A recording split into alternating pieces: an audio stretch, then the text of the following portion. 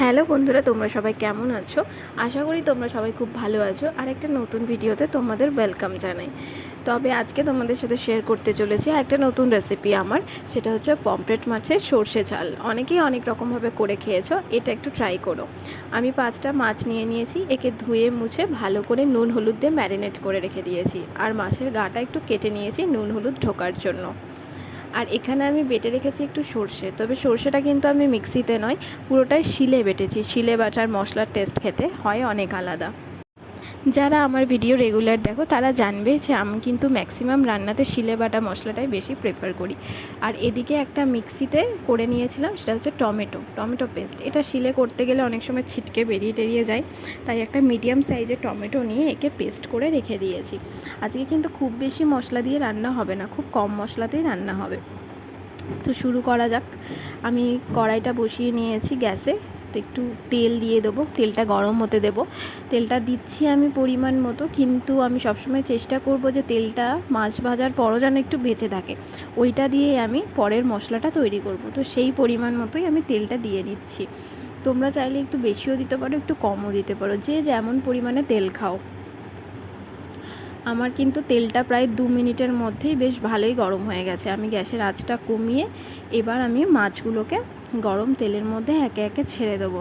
Pomfret মাছগুলো খুবই নরম, তাই খুবই আস্তে আস্তে ছাড়তে হবে, খুব আস্তে আস্তে ভাজতে হবে যাতে এগুলো ভেঙে না যায় কোনো কারণবশত। আর পারলে তো ফ্রাইং প্যানে করলে আরও বেশি ভালো হয়। তো একটু বেশি আঁচেই আমি মাছগুলোকে ভেজে নিচ্ছি। মাছ ভাজা আমার হয়ে গেছে। এরপর আমি ফোড়ন হিসেবে দিলাম হচ্ছে কালো জিরে। ওই যে মাছ ভাজার তেলটা ছিল বাকি, ওই তেলটার মধ্যেই আমি দিচ্ছি একটু কালো জিরে। এরপর আমি দিয়ে নিয়েছি টমেটোর পেস্টটা। এটাকে একটু ভালো করে কষিয়ে নেবো যতক্ষণ না তেল ছাড়ছে। তো আজকে তো আমাদের মশলা বলতে এই টমেটোর পেস্টটা আর সর্ষেটা দিয়েই বেশি বিশেষত হবে। আর তারপরে আমি এখানে দিয়ে নিচ্ছি পরিমাণ মতো নুন আর পরিমাণ মতো হলুদ, আর দিয়ে নেবো একটু পরিমাণ মতো কাশ্মীরি লঙ্কার গুঁড়ো। ওটা অপশনাল, ওটা তোমরা নাও দিতে পারো। তো কষাতে কষাতে আমার মশলাটা এই জায়গায় এসে দাঁড়িয়েছে, লুকসটা দেখো। এই সময় একটু কাঁচা লঙ্কা চেরা ছিল, সেগুলোকে আমি দিয়ে নেবো ঝালের জন্য। তোমরা চাইলে নাও দিতে পারো বা কমও দিতে পারো, যারা যেরকম ঝাল খাও সেই বুঝে লঙ্কা বা ঝালের জিনিস দেবে। তো এটাকে আমি একটু ভালো করে লঙ্কাগুলোকে ভেঙে নিলাম খুন্তি দিয়ে, যাতে ঝালটা বেরোয়। একটু ভালো করে কষিয়ে নেওয়ার পর এই পর্যায়ে এসে দাঁড়িয়েছে। একে আর বেশি কষালে এবার তেতো হয়ে যাবে। টমেটোর কাঁচা গন্ধটা চলে যাওয়া পর্যন্ত আমরা কষাবো। এরপর আমরা দিয়ে নেবো এর মধ্যে সর্ষে বাটাটা। এরপরে আমাকে আর বেশিক্ষণ এই জিনিসটাকে রাখা যাবে না, মানে মশলাটাকে বেশিক্ষণ ফোটানো যাবে না, কারণ সর্ষে দেওয়ার পর জানো সবাই যে তেতো হয়ে যায়। তবে আমরা সর্ষেটা বাটার সময় কিন্তু নুন দিয়ে বেটেছিলাম, যাতে কোনো রকম তেতো খুব সহজে না হয় বা ঝাঁঝটা একটু কম লাগে। কারণ এই সর্ষেটা সেই মায়ের কাকিমায়ের দিয়ে পাঠানো সর্ষে। গ্রামের দিকের পুরো চাষের সর্ষে তো খুব বেশি ঝাঁঝালো হয়। তো আমি এর মধ্যে একটু জল টল দিয়ে নিয়েছি, যতটা পরিমাণ তোমরা ঝোল খেতে চাও। আমাদের যেমন একটু ঝোল ঝোল পছন্দ, তো আমি সেই অনুপাতে একটু জল দিয়ে নিয়েছি। এরপরে দেখলাম আরেকটু জল আর একটু নুন দিয়ে নিতে হবে পরিমাণ মতো, কারণ জলটা বাড়লে নুনের পরিমাণটা সেই মতো তোমরা লাস্টের দিকে দিয়ে নিতে পারো।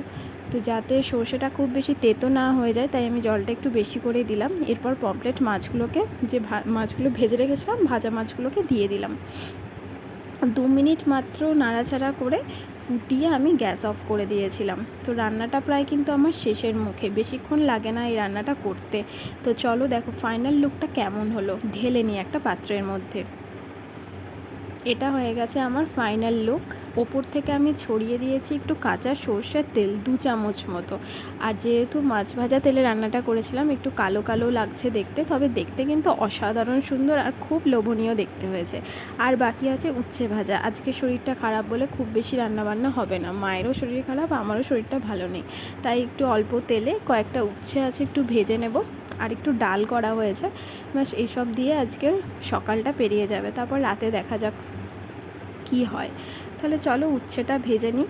তোমরা এই রেসিপিটা একবার বাড়িতে ট্রাই করে দেখবে, আশা করি তোমাদের সবার খুব ভালো লাগবে।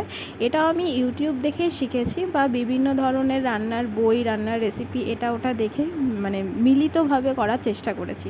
তো তোমরা দেখে জানিও বা একবার করে জানিও কমেন্ট বক্সে কেমন লাগলো। আজকের মতো ভিডিওটা এখানেই শেষ করছি। টাটা, বাই বাই, আবার দেখা হবে পরের একটা ভিডিওতে।